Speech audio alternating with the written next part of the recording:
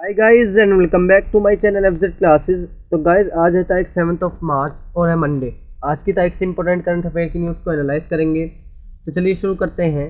पहला आर्टिकल है JCPOA। ये आर्टिकल बहुत इंपॉर्टेंट है क्योंकि अभी बहुत दिन पहले भी क्या हुआ था, ये कुछ दिनों पहले ही न्यूज़ में आया था। ये JCPOA क्या है, इसको हम ईरान डील भी बोलते हैं और P5+1 डील भी इसको बोलते हैं।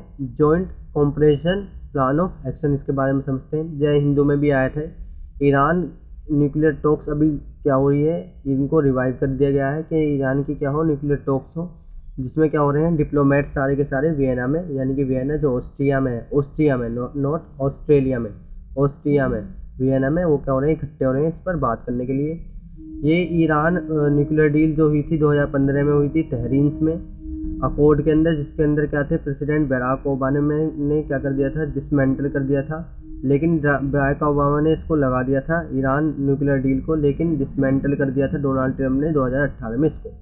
जान लेते हैं 2015 में क्या डील हुई थी। Joint comprehensive plan of action result था जिसका प्रोनोलॉजिस्ट नेगोशिएशन फ्रॉम 2013 और 15 से बिटवीन ईरान एंड P5+1 के बीच में। जो UNSC में आप जानते होंगे परमानेंट मेंबर है, प्लस एक जर्मनी भी है, China, France, Russia, UK, US and plus Germany. Under the deal, इस डील के अंदर क्या हुआ था, ईरान क्या था, पहले बहुत यूरेनियम एनरिचमेंट कर रहा था, यानी कि अपने अंदर क्या बना रहा था, अपनी कंट्रीज के अंदर बहुत सारे न्यूक्लियर पावर प्लांट्स और न्यूक्लियर वेपन्स बना रहा था। इसके अंदर ये तय किया गया कि ईरान क्या करेगा, अब न्यूक्लियर एनरिचमेंट नहीं करेगा, की कंपोनेंट फॉर न्यूक्लियर वेपन्स। और ये कहा गया कि protocol that would allow inspectors from the international atomic energy. चले इसके बारे में समझते हैं। 2015 में क्या हुई कि न्यूक्लियर जो ईरान था, ईरान क्या कर रहा था, अपने न्यूक्लियर वेपन पर बहुत ज़्यादा वर्क कर रहा था। तो 2015 में एक डील हुई बराक ओबामा और ईरान के बीच में, जिसमें ये कहा गया कि हम क्या होंगे, आपके ऊपर सैंक्शन नहीं लगाएंगे। लेकिन 2018 में जैसे ही डोनाल्ड ट्रंप आए तो उन्होंने क्या करा, सैंक्शन लगा दिए। अब ये यूएसए क्यों सैंक्शन लगाता है, क्योंकि गाइस यूएस क्या है, एक बहुत मोस्ट पावरफुल कंट्रीज है जो सैंक्शन लगा देती है, जिसके बाद क्या होता है, ईरान अगर किसी से व्यापार करे तो यूएस भी उससे क्या होता है, व्यापार नहीं करता। तो 2018 में डोनाल्ड ट्रंप ने क्या करा, इस पर सैंक्शन लगा दिए, सारे के सारे सैंक्शन लगा दिए, जिससे क्या हो गई, उसकी इकोनॉमी गड़बड़ आ गई ईरान की। फिर 2020 में जब जो बाइडेन आए तो उन्होंने क्या कहा, अब इस पर बात होनी चाहिए, ईरान क्या है, बहुत बड़ा ईरान का नुकसान देखने को मिलेगा, इस वजह से क्या हो, इस वजह से सैंक्शन सारे के सारे हटा दिए जाएँ। लेकिन और बहुत सारी कंट्रीज़ हैं, यानी कि 2 कंट्रीज़ और ऐसी हैं जो कि ये नहीं चाहती कि क्या हो, ईरान से सैंक्शन हटे। एक तो है इसराइल, क्योंकि इसराइल और ईरान के रिलेशन ही बहुत दिन से ख़राब आपको देखने को मिलेंगे। क्योंकि ईरान में अभी कुछ बहुत दिन पहले क्या थे, एक लीडर थे जो कि बड़े गलत स्टेटमेंट देते थे इसराइल के लिए कि इसराइल को क्या हो, मैप से हटा दो, ये छोटा सा है, ये डिपेंडेंट नहीं है, ये ऐसी कब्जा करके बना है, ऐसे वो क्या देते थे, स्टेटमेंट के देते थे। दूसरा सऊदी अरबिया, क्योंकि सऊदी अरब में आप जानते होंगे शिया और मुस्लिम है, यानी कि शिया आपको सुन्नी मुस्लिम सऊदी अरबिया में देखने को मिलेंगे और ईरान में आपको शिया बहुत ज़्यादा देखने को मिलेंगे। तो इनके बीच में क्या होता है, शिया सुन्नी के बीच में हमेशा कन्फ्लिक्ट चलता रहता है। और अगर ईरान में न्यूक्लियर पावर वेपन्स आ गए तो ईरान क्या होगा, सऊदी अरबिया के अगेंस्ट आ जाएगा, जिसकी वजह से सऊदी अरबिया नहीं चाहता कि ईरान का क्या हो, ईरान डेवलप कंट्री बने। ईरान न्यूक्लियर डील 5 कंट्रीज़ के बीच में हुई थी, जैसे मैंने बताया, China, France, Germany plus Russia, UK और US। ये रिवाइव करने के लिए भी बात हुई है कि ईरान की क्या करो, डील कर दो। दूसरा, जब ये सैंक्शन इसके ऊपर लगे ईरान के ऊपर, तो ईरान के बहुत सारे न्यूक्लियर पावर प्लांट्स क्या हो गए, उन पर काम होना बंद हो गया, क्योंकि सैंक्शन लग गए तो पैसा कहाँ से आएगा, और पैसा नहीं आएगा तो क्या होगा, उससे ईरान की डेवलपमेंट नहीं होगी।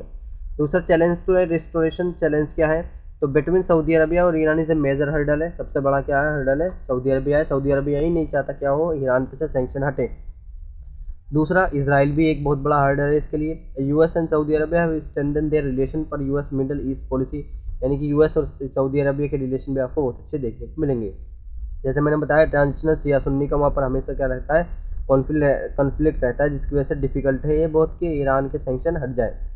Iran is currently in violation of several of its important commitments such as limits on stock place of enrichment, यानी कि यूरेनियम बहुत ज़्यादा वो कर रहा है। 2015 में जब डील हुई, सैंक्शन लग गए, तो ईरान कह रहा है अब तो सैंक्शन लग गए तो लग गए, हम क्या करेंगे, यूरेनियम एनरिचमेंट अब भी करेंगे और अपने पावर प्लांट्स यानी कि अपने न्यूक्लियर वेपन पर बहुत अच्छा काम करेंगे, जिसकी वजह से डील हो रही है वियना में। JCPOA का अब इम्पैक्ट, ये सबसे इंपॉर्टेंट स्लाइड है, इसमें क्या होगा, हम जानेंगे कि JCPOA का इम्पैक्ट कैसा पड़ेगा हमारे इंडिया पर। तो इंडिया इंटरेस्ट इन चाबर पोर्ट, क्योंकि हम क्या कर रहे हैं, ईरान में एक चाबर पोर्ट बना रहे हैं, क्योंकि हम इसलिए बना रहे हैं कि पाकिस्तान में ग्वादर पोर्ट है जो चाइना ने बनाया है, इसको टैकल करने के लिए हम चाबर पोर्ट यहाँ ईरान में बना रहे हैं। जिसकी वजह से क्या हुआ है, जब 2015 में ये डील हुई कि यूरेनियम 2018 में जब सेक्शन लग गए, 2018 में जब डोनाल्ड ट्रम्प ने इस पर सेंक्शन लगा दिए तो ये डील क्या हो गई, गड़बड़ा गई। यानी कि जो हम चाबर पोर्ट बना रहे थे इस पर अच्छे से काम नहीं हो पा रहा था। तो इंडिया के लिए बहुत बड़ा कंसर्न है कि चाबर पोर्ट पर हम क्या हो रहे हैं, अच्छे से काम नहीं कर पा रहे। दूसरा, further help India to neutralise Chinese presence. जैसे मैंने बताया कि हम क्या करना चाहते हैं, जो चाइना का आपको ग्वादर पोर्ट पाकिस्तान में देखने को मिलेगा, उसको हम न्यूट्रलाइज करने के लिए यहाँ पर चाबर पोर्ट बना रहे थे ईरान में, जिसकी वजह से वो भी काम रुक गया। Apart from Chabahar's, India's interest in international north south transmit corridor भी हमारा क्या हुआ, गड़बड़ा गया। क्योंकि हम क्या हो रहे थे, INSCTC से क्या हो रहे थे, रशिया तक जा रहे थे, रशिया तक हमारा व्यापार जा रहा था। जब ये चाबर पोर्ट ही बंद हो गया, चाबर पोर्ट में काम अच्छा शुरू नहीं हुआ ईरान में, क्योंकि ईरान से INSTC जाता है, तो उससे क्या हुआ है, बहुत बड़े कंसर्न देखने को मिले। दूसरा, ये घाटा है इंडिया को। आई होप आपको आर्टिकल अच्छा लगा होगा, यानी समझ में आया होगा। तो नेक्स्ट आर्टिकल है dugong conservation reserve.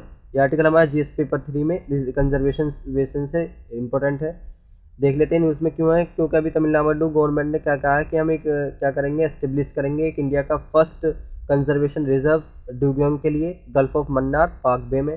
India to actors and leading nation in the South Asia में क्या हो जाएगा, इंडिया सबसे बड़ा वो बन जाएगा कि सबसे पहला India first conservation reserve India ने ही बनाया with respect to the dugong conservation से लेकर। अब देख लेते हैं ये कहाँ है, गल्फ ऑफ मन्नार कहाँ है, जहाँ पर ये बनेगा पाक बे में। या आपको ऊपर तमिलनाडु देखने को मिलेगा, नीचे आपको श्रीलंका देखने को मिलेगा। इसके बीच में जो लाइन सी है पाक बे, यानी कि गल्फ ऑफ मन्नार के पास क्या होगा, यही कंजर्वेशन रिजर्व बनाया जाएगा। डुगोंग के बारे में जान लेते हैं थोड़ा सा। डुगोंग एक सी कावा आपको देखने को मिलेगा, इसको हम समुद्री गाय भी बोलते हैं। Is one of the 4 surviving species in the order Sirenia and it's an only existence species of the herbivorous animal. आपको देखने को मिलेगा ये हार्बीवोरस मैमल्स जो घास खाता है। दैट लाइफ एक्चुअली जो कि बहुत यूनिक है सी में, इंक्लूडिंग इंडिया के अंदर। डुगोंग मोस्ट इंपॉर्टेंट पार्ट है हमारे मैराइन इकोसिस्टम्स का। अगर ये खत्म हो गए तो ये हमारा क्या होगा, मैराइन इकोसिस्टम गड़बड़ा जाएगा और हमारी फूड चेन का भी नाश हो जाएगा। डिस्ट्रीब्यूशन हैबिटेट, ये हमें 30 कंट्रीज़ में पाया जाता है, जिसमें से gulf of Mannar, gulf of Kutch, पाक बे एंड द अंडमान निकोबार में आपको इंडिया में देखने को मिलेगा, अंडमान निकोबार में। देख लेते हैं इसका IUCN स्टेटस क्या है, IUCN कंजर्वेशन क्राइटेरिया क्या है बायोडाइवर्सिटी से। तो आपको ये वल्नरेबल देखने को मिलेगा, यानी कि इतनी अच्छी मात्रा में ये नहीं है। अगर ये थोड़ा सा और कम हुआ तो एंडेंजर में हो जाएगा, थोड़ा सा और कम हुआ तो क्रिटिकल एंडेंजर में आ जाएगा, और थोड़ा सा और कम हुआ तो एक कोलैप्स ही हो जाएगा, यानी कि विलुप्त तो हो जाएगी जाति। थ्रेड्स कहाँ है इसके लेकर, तो सबसे पहले थ्रेड्स है कि जो मछुआरे हैं वो क्या करते हैं, बोट ट्रैवलिंग करते हैं। बोट ट्रैवलिंग क्या होती है, ये अगर देख सकते हैं आप कि बोट में क्या हो सकता है, एक रस्सी से बांध देते हैं, जिसके अंदर एक जाल बिछा देते हैं। जो क्या होता है, जो समुद्री घास होती है उनको भी उखाड़ लाता है मछली के साथ साथ। तो इनका क्या है, हैबिटेट डिक्रीज देखने को मिलेगा, जिसकी वजह से इनके लिए थ्रेट्स है। दूसरा, ट्रेवलिंग एक मेथड है फिशिंग को लेकर और pulling fishing net through the water behind one और मोर बोट, जैसे मैंने बताया।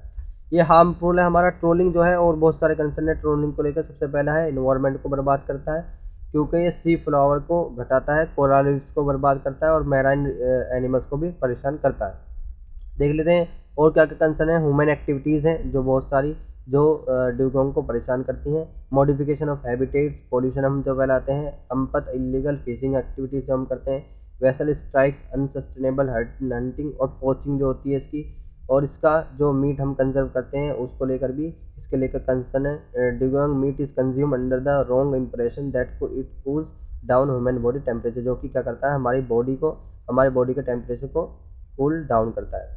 तो गाइस, उम्मीद है आपको वीडियो अच्छी लगी होगी। वीडियो अच्छी लगे तो वीडियो को लाइक करें, चैनल को सब्सक्राइब करें। मिलते हैं अगली वीडियो में, तब तक के लिए थैंक यू। जय Hind and never give up.